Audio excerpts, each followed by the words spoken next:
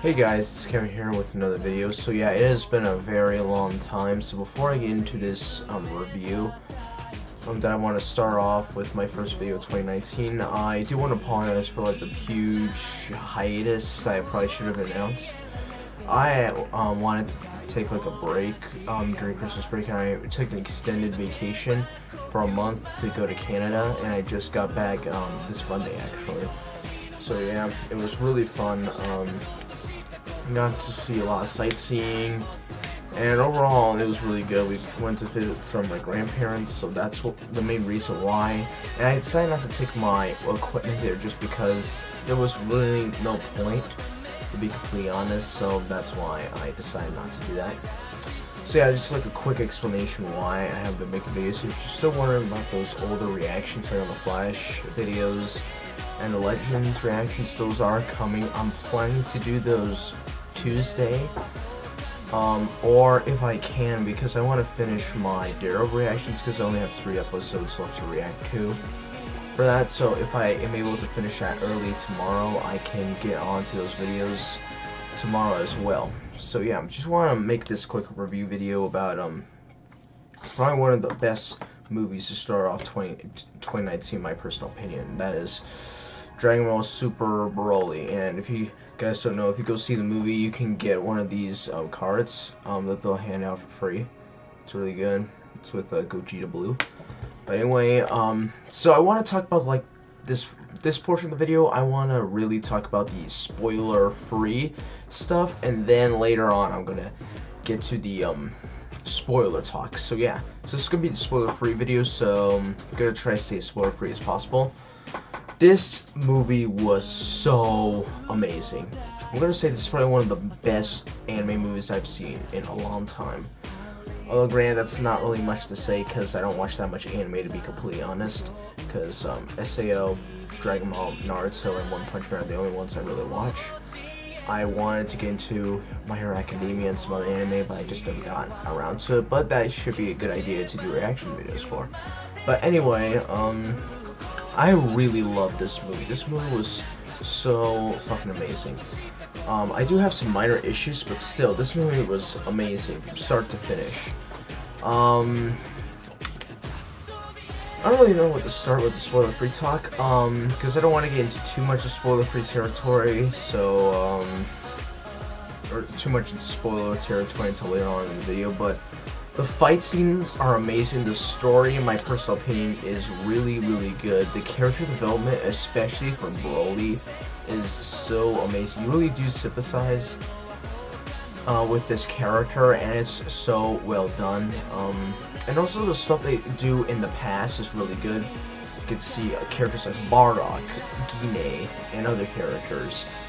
You get to see kind of like the origins of Broly too, obviously. I really like the way they animated this movie. This was so good. I do hope that they do animate this when Super returns, even though it's probably not going to happen, mainly because budget reasons, and it took them like what, like a year and a half, maybe 2 years to make this movie. So yeah, the things I didn't like, the pacing. Now, I don't think the fast pacing was the problem. Well, I guess in a way it is, but I thought the pacing in this movie was still pretty good. But the main reason why I don't like the fast pace is that at certain points, especially during the fight scenes, it's kind of hard to follow, especially during the fight scenes, just because there's, like for example, Broly and Goku are going at it, and it's kind of hard to tell like who's winning, and the camera and cinematography and choreography are amazing, by the way. But anyway, I digress. What I mean by the pacing is that, it felt kind of rushed at certain parts, like, even without the fight scenes, like in the beginning portions, I can tell there were some stuff from the storyboard that was cut out that I kind of wish was in the movie, that I will get into the spoiler talk. And even during the fight scenes, I felt like they were kind of short, to be completely honest. I wanted to be invested in the movie a little bit longer. And even though I watched Battle of Gods Resurrection F, I wasn't as invested in those movies as I was in this movie. I think the main reason why was the fight scenes. I was so into the fight scenes that the entire movie kind of went by like really quickly. Like I actually really liked this movie so much I went to see it 3 times already. And after seeing it 3 times, it's really good. I highly recommend you guys watch it if you're a Dragon Ball fan. And I would even say, even if you have never seen Dragon Ball before, you might not enjoy it as much as the fans, but still, it is kind of easy to follow. As long as you know, like, certain things about the Dragon Ball franchise, you should, especially, like, during Dragon Ball Z, because they don't really touch too much in Super. I mean, sure, they show the forms from Dragon Ball Super, but still, if you want, you can still watch the Battle of Gods and Resurrection F movies where these certain forms like Super Saiyan God and Super Saiyan Blue first appear. You should be good to go. And if you guys are wondering, like, should you watch this, especially for people who watch the English dub of Dragon Ball Super and not the English sub, and are wondering, should you wait for Super to end and then watch this movie, or watch this movie now? I think you're safe to watch it now. There's maybe one spoiler from Dragon Ball Super, and if you watch the trailers, you probably already know it, and that's Frieza. He's alive. That's like the or he's back. That is like the only spoiler. They do there is a shot of some of the new characters in this upcoming arc, but for only 2 seconds. It's just image that they show and then they cut away. And they do mention the Tournament of Power, but other than that, that is pretty much it. They don't really mention any of these characters. They only go over it in maybe a 2-minute recap, which, to be honest, you don't even have to watch, because you can tell that these guys are going to come up on top, even if the stakes are really high, because, I mean, these guys are the main characters. Yeah, I really do love the character development with Broly. I know I said that already, but the character development is so good. And I even like some of the side characters, I think her name was Chile and Lemo. I can't remember the orange guy's name, but still. I actually really like the side characters, to be completely honest. And the artwork is so amazing. I really hope they do animate in this art style, but it's probably not going to happen for budget reasons. Because they had a year and a half, almost 2 years to make this movie, whereas Dragon Ball Super episodes, it gave me a week and a half, maybe 2 weeks tops to complete animating. So yeah, in animation, I actually went to see this movie 3 times, so I can tell that they use multiple animation styles, and it's really good in the fight scenes. I really love the first 20 minutes of it, which takes place in the past, that I honestly really enjoyed. I don't want to say too much about that stuff, because if you guys have not watched the trailers, I don't want to get into it too much, but it's really good. Some people didn't like it. I personally thought it was really good, and if you like the Bardock special, you might not like this version of Bardock, but I thought this Bardock was really good, and I'll get into the spoiler talking a little bit. I really liked how they did show some of the other characters like Beerus and Whis, but they didn't get too involved, which I really did like, because if you think about it in Elan Super, even though they didn't do too much, you're still kind of involved in some way, whereas Whis was only involved in one little thing, and that was it, and Beerus was just kind of there because he was in Dragon Ball Super. That was the whole point.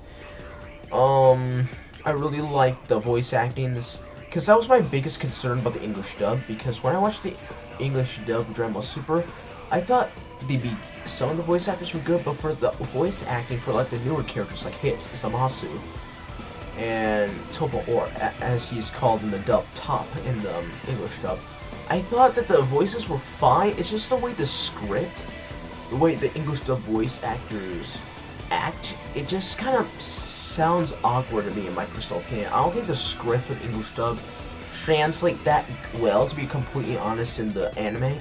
But in this movie, however, it is really well done. Some people complain about the Broly voice actor. I personally thought the Broly voice actor was so good, in my personal opinion. I really enjoyed this movie. It is probably one of the best movies I've seen in a while. I want to say, I already know this isn't going to be the best movie of 2019, but still, It's probably one of the best animated movies I've seen ever. But yeah, I think that's all I can really say about the spoiler-free stuff. But yeah, here comes the spoiler talk of it. So yeah, here's the spoiler warning for you guys.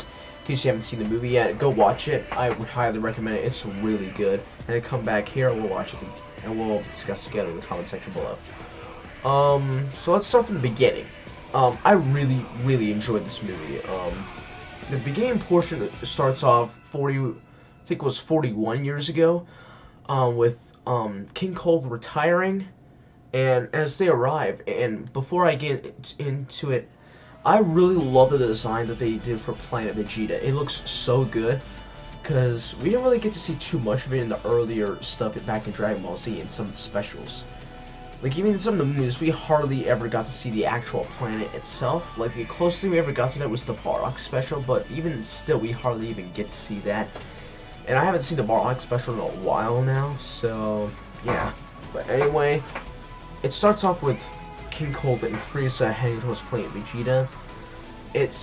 Basically, it sets up that King Cold is retiring, and Frieza is going to inherit his entire army, so it'll be from the Cold Force to the Frieza Force. And I honestly really like Frieza's design. He looked a little bit different. And when I went to watch certain scenes from the Namek Saga, I do kind of see where they went with this design. It looks a little different. He looks a little bit more of a red than a pink to me. Because when I saw First Form Frieza, he looked more like a light pink than the way that they animated it, but I still thought it was really well done, and I really enjoyed the parts of the movie that were in the past. And they do kind of go into depth, like how Frieza is towards the Saiyans, and it's really well done. You do get the Saiyans to start to introduce the Scouters, because I always thought that the Saiyans stole the Scouters from the Tuffles when they took over their planet, but because that's what I always thought, because I can't remember if it was in Dragon Ball Z or if it was in a movie, but I could have sworn that they talk about they invaded a planet with a lot of technological advancements, and after they invaded that planet, they stole all their technology that was left from that race, and they took that planet and called it Vegeta. And that was always how I thought the Scouters were there, but then again, the Frieza Force also had that, but I always assumed that they borrowed that technology from the Saiyans after they inherit them into their army. But yeah, I really love the whole storyline. Now the storyline with Broly is, some of it is the same, but it's still different. For starters, he still has that really high battle power, and is said to be strong. Has a strong power on the planet than Prince Vegeta, which, you know, same as the original.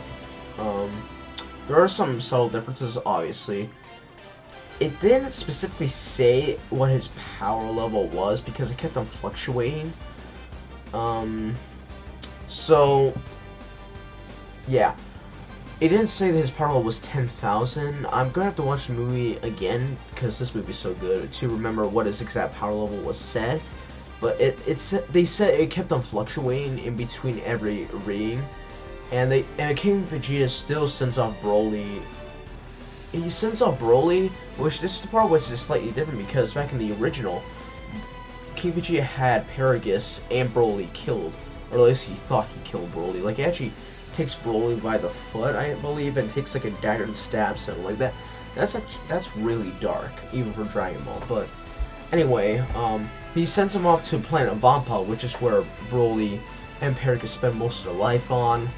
And Paragus goes after Broly and steals a spaceship. And I actually forgot I don't think they actually specifically said the Saiyan's name that was with Paragus on that ship.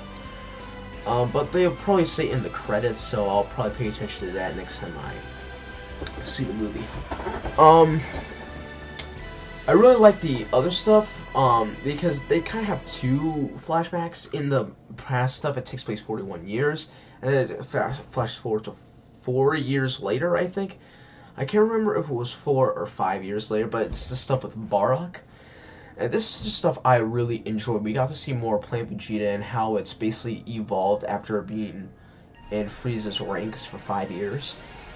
And I expected the Saiyans to be with Frieza a lot longer, but, you know, retcons, this is the first time we've seen, retcons. Anyway,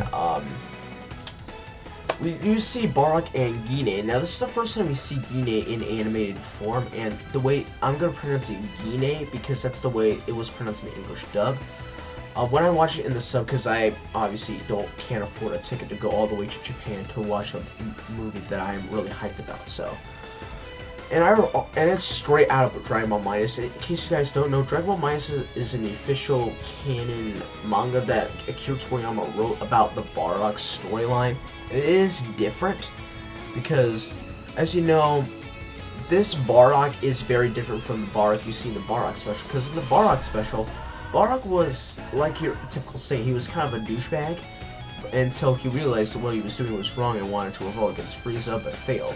Whereas this version of Bardock, he still has that Saiyan douchiness, but it's kind of a little less. Like, he is a very sympathetic character, and I actually really like that about this version of Bardock. I even say that in my personal opinion, I like this version of Bardock a little bit more than the Bardock I saw in the Bardock special. And we do see it's basically translated perfectly from the manga. And if I find the manga somewhere, I'll leave it in the description below. But anyway, Bardock tells Gine about his concerns with Frieza.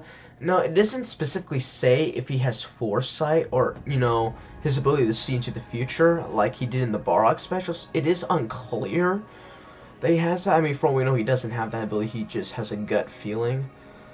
But anyway, we get to see that Bardock and Gine steal a pod with Goku, or in this case Kakarot, in the space pod, and I really like that. Now people are gonna argue that it's a ripoff of Superman, which in a way it is, but you know, that's how it's always been. So I mean, some Dragon Ball fans have been used to it. And we do get to see this really sweet scene that I think is one of my favorite scenes in the movie, and that is the send-off of Kakarot with Bardock and Gine, like, saying their final words to them, because that's the last time they'll ever see Kakarot or Goku, because shortly after, Frieza destroys the planet.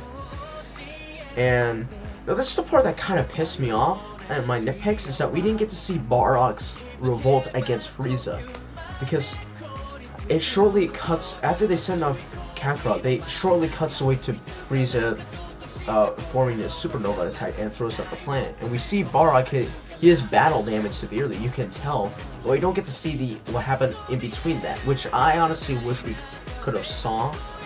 That would have been extremely cool to see them adapt that part of the Bardock special and made it canon. But you know, it is what it is. Bardock dies like in the original from the supernova attack, along with the majority of the Saiyan race.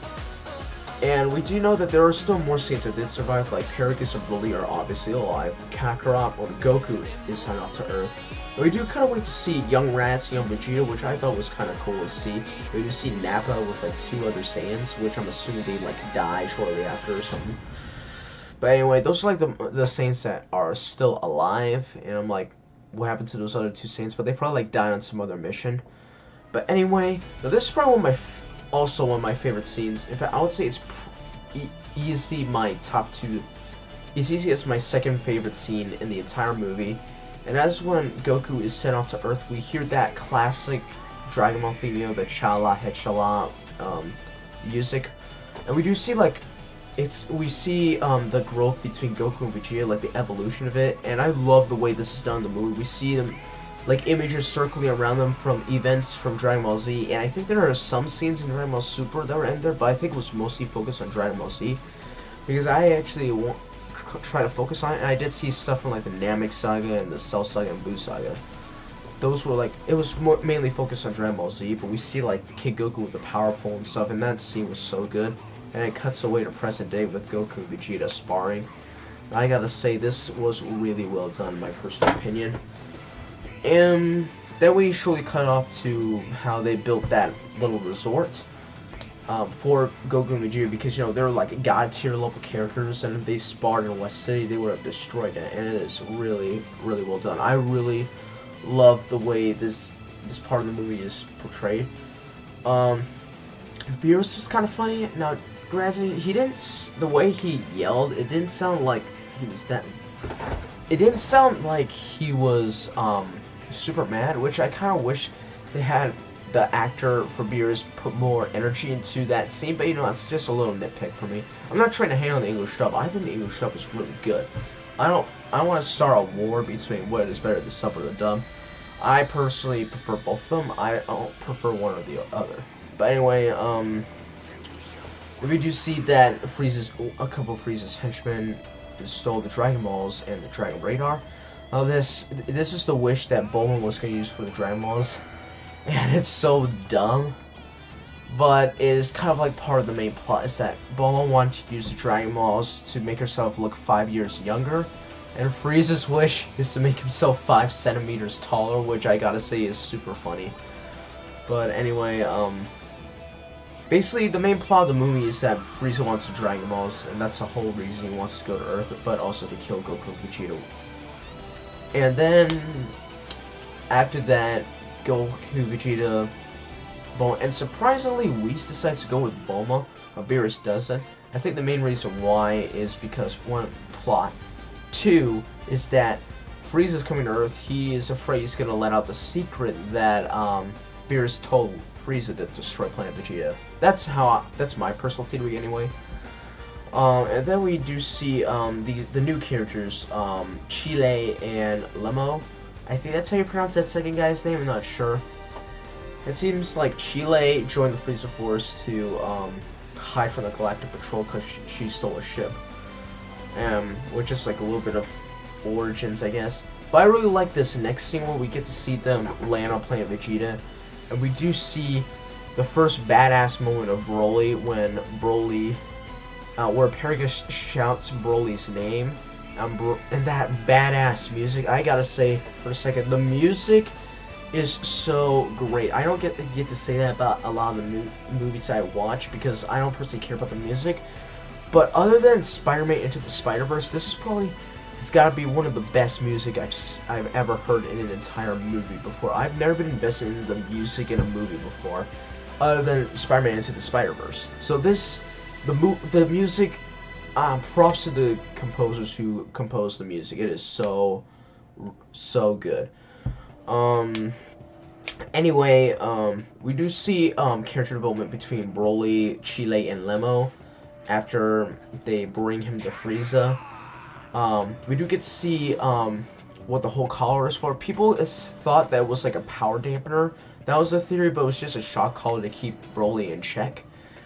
And I really like the character development between Broly and Chile, because it kind of seemed like Chile was like a love interest at first, but which I guess you can kind of see that, but it isn't really that developed. It's kind of like a friendship. And I really like that this next scene where Broly defends Chile after like this guy who looks like he's drunk or something. And this is the first time we get and only time we get to see Broly getting shot by the collar. And I really like that scene because it really sets the mood on how much torture Broly has gone through from Paragus, and I really like that scene, especially. Then we get when we get to see more backstory to Broly. Mainly the fur he wears around his waist is from a animal Ba, which we actually do get to see earlier in the movie, where Paragus and that other Saiyan land on Planet Vegeta in that beginning portion of the movie. And Ba was like his only friend, and that's what he used to train sometimes. And Ba's ear was shot off by Paragus, which just gets to show how much of a douchebag Paragus really was and didn't really care about Broly. He even specifically states multiple times that Paragus only cared about Broly's power level. And that was the only reason why he really cared about him.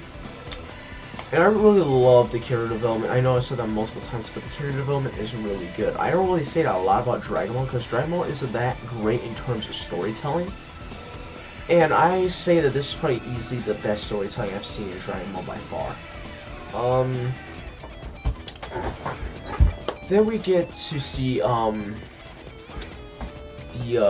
Broly and Vegeta and everybody confront each other because this is the kind of like the climax of the movie, because we get to see Broly interact with other Saiyans, which he has never interacted before, and the Broly and Vegeta fight is so well done, and the voice acting, the choreography, the cinematography, animation, all of it is so good. Vegeta obviously dominates Broly at first because, well, Broly has only trained with Paragus, whose power level is like insignificant to him, because I think his power level was like 4200 or something, and Broly's power level is unreadable, just like Goku and Vegeta's.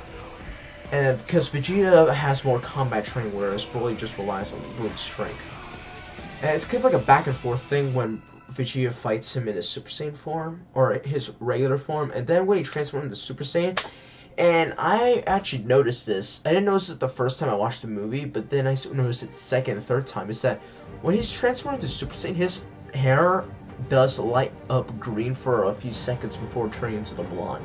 Now, I don't know if this is indicating that the green hair form is the original and true Super Saiyan form, and that is the true form that a Super Saiyan should look like. I don't know if that's what they're implying, or maybe it's just animation choice, or like a little bit of an Easter egg or something, or like a mystery that they want to put in, but I don't know. That's how I noticed it, and I actually noticed this on a few other reviews too, about people saying this and theorizing about this. But anyway, then we actually get to see the first ever anime debut of Super Saiyan God Vegeta, and it's done so well. Transformations are so good. In Super, we just get to see, oh, they're transforming, and 1 second later they're transformed. Whereas they take a few seconds to actually show the transformation, and I really, really like it. It's so well done, this movie. Whereas in the anime, it's just like a quick thing, whereas they actually show the process of the transformation. I really, really like that. And I kind of miss that about the old Dragon Ball Z, because my personal opinion, Dragon Ball Z is by far the best in the franchise. Super was meh for me, and this movie highly improved my opinion of Super, because I thought Super was just okay, but this really improved my opinion by far. And of course, Super Saiyan God Vegeta starts to dominate Broly. I really like the different forms he has, because he then transforms, where he's still in his base form, taking on Super Saiyan God Vegeta. Now remember, this is Broly, who has never been able to turn to a Super Saiyan before, at least yet in this movie, in this point in time. And he gets that power later on. But what they explain in the English dub is that this form, where Broly gets slightly bigger in muscle mass, his eyes glow yellow, and there's a lot of theories how this is gonna eventually lead to the canon version of Super Saiyan 4 because of the eyes, which could be an indication, and also that this form is kind of like taking on the Ozaru power, or the Great Ape as it is pronounced in the English dub, but using it still in a humanoid-like form, or in your regular Saiyan form, which doesn't really make that still doesn't explain how Broly is so strong. Then again, Saiyan's true power is through rage and emotion, but still, it doesn't explain how he's able to go toe-to-toe with Super Saiyan God. But anyway, we do get to see Goku fight Broly, and the Goku versus Broly fight is so well done. It is a longer fight, obviously, but still, it is really good. I did kind of wish we got to see a longer version of Vegeta versus Broly fight, but hey, maybe in the Blu-ray DVD release, we could see maybe an extended cut, just like Battlegrounds Resurrection F did. But who knows? Goku starts getting dominated, obviously, in his base form. Then he transforms Super Saiyan, and I just love the way Broly powers up, and the Go Broly Go theme that was playing when he was transforming was so good, in my personal opinion. And we see even Super Saiyan Goku is getting dominated, so then he not dominated, but he is getting overpowered, so he goes into Super Saiyan God. And so I love the way they transform this movie. It's so well done, and it's so well choreographed and animated. Because they actually show the transformations in full and not just like 1 second cuts. And I really like that. And this is a new technique that we never seen Goku use before. And that is like he uses his Super Saiyan God energy and kind of like paralyzes Broly almost. A little bit like how Hit uses time skip to trap Jiren back in Dragon Ball Super a little bit. it was kind of similar how he uses, because Goku uses the Super Saiyan God Ki to stop Broly. We get like a few conversations in between them, and I really enjoyed that. I really like the that scene, and then we get to see that Broly obviously is growing even stronger, and he eventually uses, because Broly in this movie is adapting, kind of like how the Hulk or Doomsday does in certain fights. How he is adapting, because he uses this exact same technique on Goku, and I gotta say, I honestly felt bad about Goku because Goku's getting the Hulk treatment, where he's getting grabbed by the leg and slammed on the ground over and over again, and that was really brutal. And I really liked the way they did that scene. And we actually see that Piccolo had something to do, but no Gohan. Gohan has nothing to do. At least have Gohan fight some of the Frieza soldiers. No Gohan.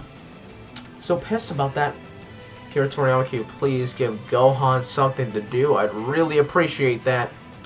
Anyway, back to the analysis. And I really like the way they had Goku transform, and we actually do see Goku, while Super Saiyan God going to Super Saiyan Blue, have a green aura too, but I think that's from Broly's attack. But hey, who knows?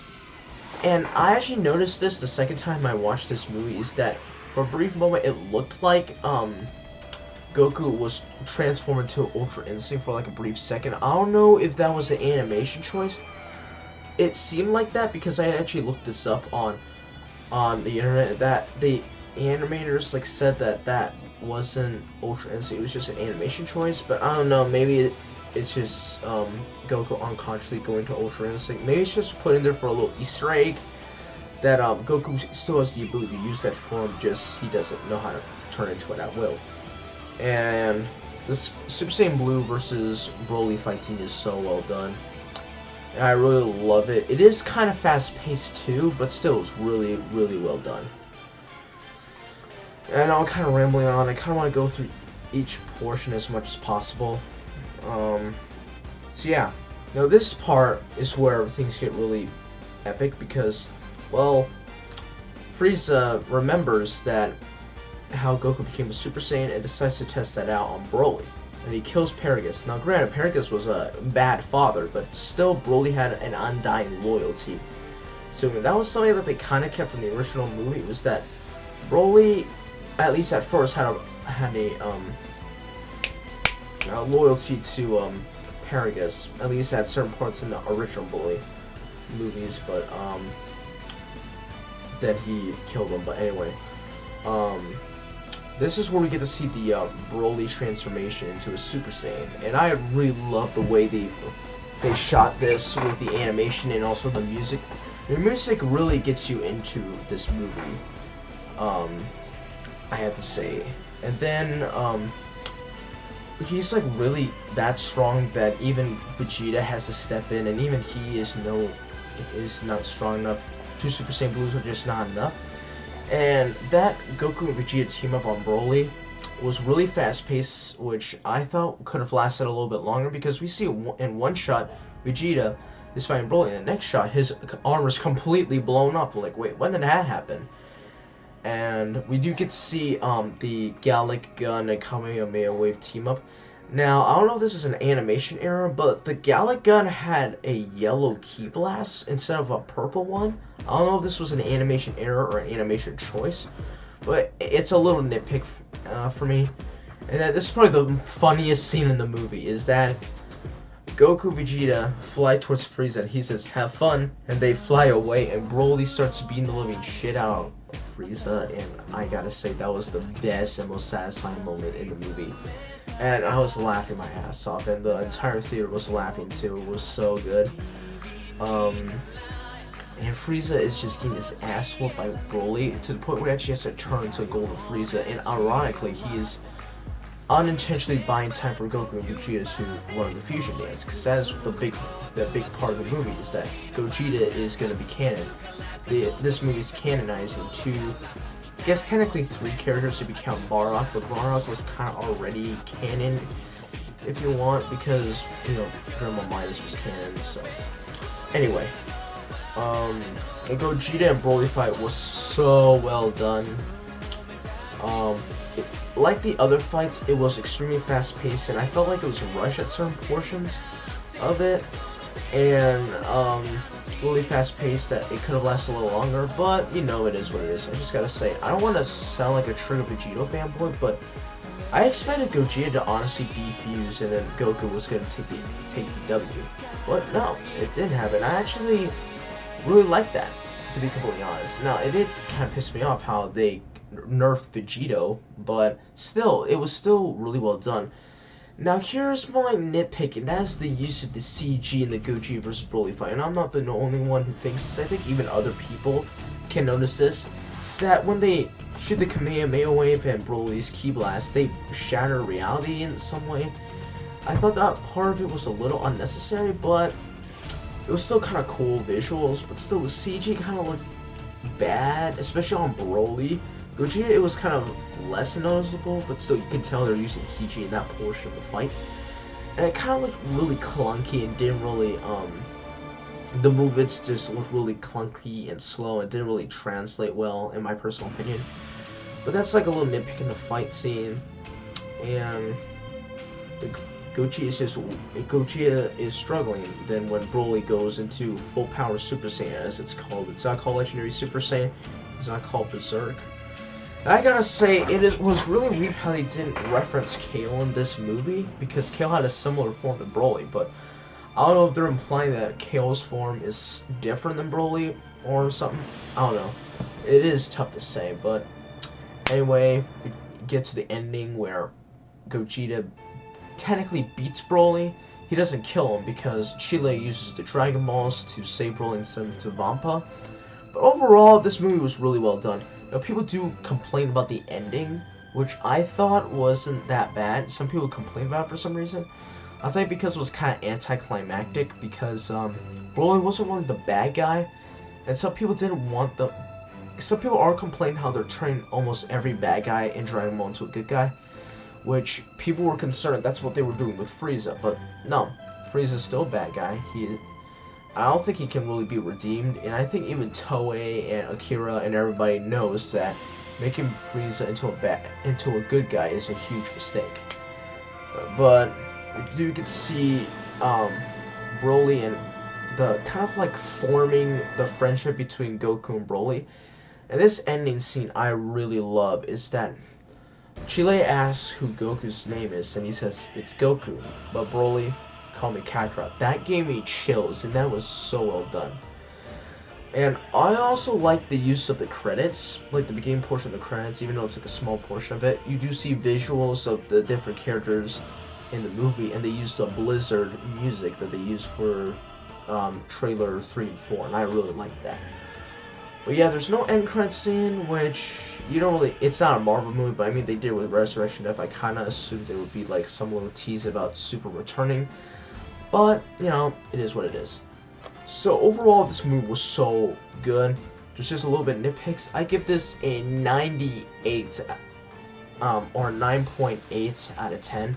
I thought this movie was so well done and so well choreographed. Just some minor issues with the movie.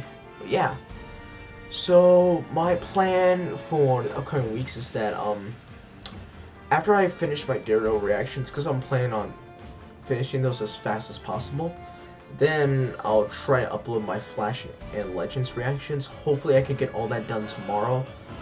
And then my new uploading schedule will be Monday's Arrow, because Arrow comes back next Monday, and it comes back tomorrow, and I am hyped because Arrow right now is my favorite. Flash is okay, I guess, but still nowhere near Arrow. Then it's gonna be Flash for me. That's gonna be Titans on Wednesdays, and it's gonna be Titans on Wednesdays, Thursdays, and Young Justice is gonna be on Friday, Saturday, and Sunday. Because they upload, because for Titans, it's still ongoing. And yes, I did say I wanted to save Titans for when it officially finished its entire season so I could stream it all. But I decided not to do that for Young Justice because, well, they actually instead of uploading 1 episode per week, they upload 3 episodes per week, which I really like.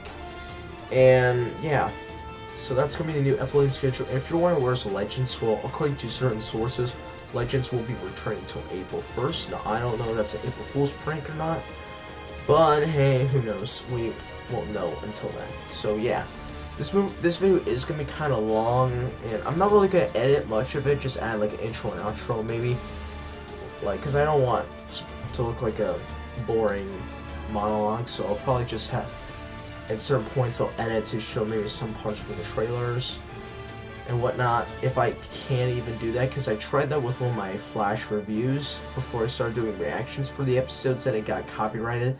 So if I can't do that, I'll just put like certain images from the movie. But yeah, so that's gonna be it for this video. I'm gonna try and get this edited and uploaded tonight. But yeah, so that's gonna be it for this video. Thank you guys so much for watching this video. Sorry for the long hiatus, just wanted to take a break from making videos for a bit and enjoy winter vacation.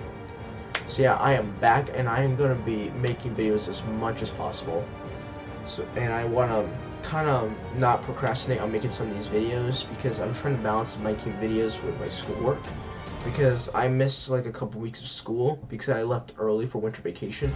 So I kind of want to take that extra week, because I didn't come back until last Friday, and I wanted to take all of this week to catch up on all the work I missed. So that's why I didn't start uploading as soon as I came back. So yeah, I'm sorry for that, but I want to keep making videos now and procrastinate. That's gonna be my New Year's resolution, just to not procrastinate on making videos every day. And that is my schedule until all the shows end, and then I'll just come up with a new schedule during the summer portion.